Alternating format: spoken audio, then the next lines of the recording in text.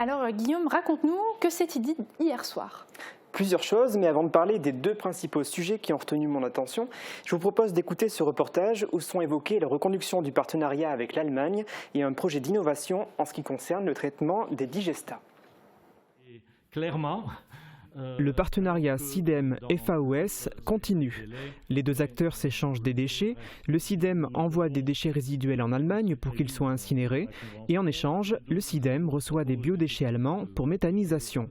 Les membres du syndicat des déchets ménagers de Moselle-Est ont décidé hier la reconduction de ce partenariat pour les années 2023-2024, malgré une hausse tarifaire. Les tarifs passent de 67,50 € à 82,50 € la tonne à partir du 1er janvier 2023. En matière de traitement des déchets, la réglementation évolue sans cesse. C'est notamment le cas pour le traitement et la valorisation des digestats liquides. Le règlement devient plus contraignant. Pour répondre aux nouvelles exigences, le Conseil syndical a fait part de son intention de s'intéresser à l'installation d'une unité de stérilisation couplée à une unité de filtration membranaire des digestats liquides issus de Métavalor, un équipement qui nécessiterait un investissement de 2,6 millions d'euros. Frontalière peut être alimentée. Alors en début d'émission, Guillaume, tu disais vouloir nous parler de deux points en particulier. Tu commences par lequel? Par une satisfaction évoquée à maintes reprises par le président et le premier vice-président du SIDEM, le SIDEM serait sur la bonne voie du rétablissement financier. À quelques jours de la fin de l'année, un résultat prévisionnel pour l'exercice 2021 a été présenté à l'Assemblée. Et tiens-toi bien, les recettes d'exploitation sont supérieures aux dépenses.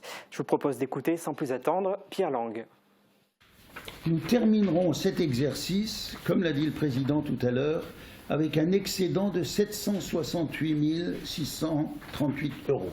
C'est-à-dire, si on ne prend que l'exercice 2021, on ne parle pas des charges exceptionnelles et des reports du passé, on parle que de l'exercice 2021, on voit qu'on arrive non seulement à équilibrer, mais on arrive même à dégager un excédent qui, 768 000 €, ça ne se trouve pas sur les sabots d'un cheval.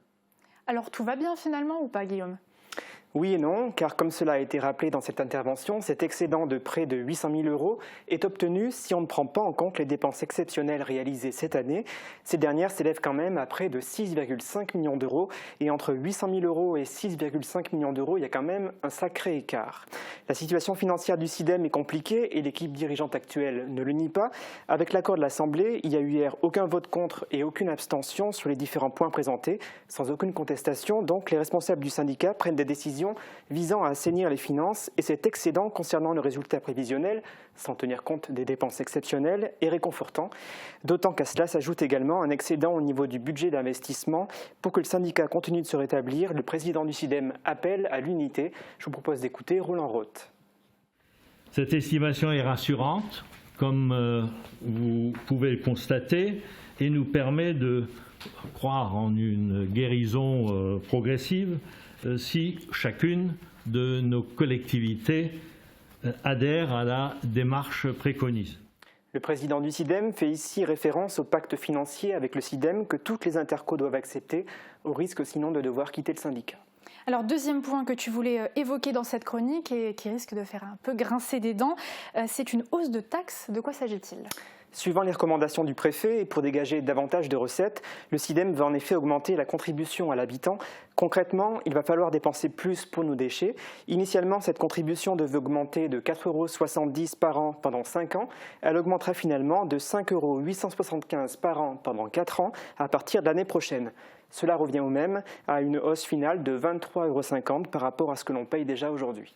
Alors, autre changement qui va intervenir à partir de l'année prochaine, l'extension des consignes de tri. Concrètement, ça en est où? C'est pour quand? Alors, ça va commencer avec 2 mois de retard par rapport à ce qui était prévu. Ça va commencer le 1er mars 2022.